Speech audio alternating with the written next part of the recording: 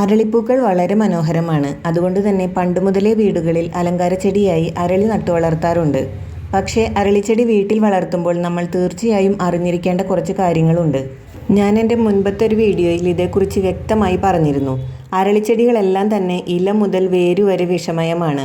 അതുമാത്രമല്ല അരളിയിലെ വിഷം മാരകവുമാണ്.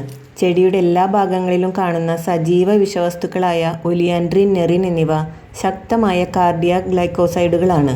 ഇത് നമ്മുടെ ഹൃദയത്തിൻ്റെ സോഡിയം പൊട്ടാസ്യം പമ്പിൻ്റെ പ്രവർത്തനത്തെ നേരിട്ട് ബാധിക്കുന്നത് വഴി ഹൃദയത്തിൻ്റെ പ്രവർത്തനത്തെ മന്ദഗതിയിലാക്കുകയും ഹൃദയസ്തംഭനത്തിലേക്ക് നയിക്കുകയും ചെയ്യുന്നു. ഹൃദയത്തെ മാത്രമല്ല മറ്റ് ആന്തരിക അവയവങ്ങളിലെല്ലാം തന്നെ പരിഹരിക്കാൻ കഴിയാത്ത നാശമുണ്ടാക്കാനും ഈ വിഷത്തിന് കഴിയും.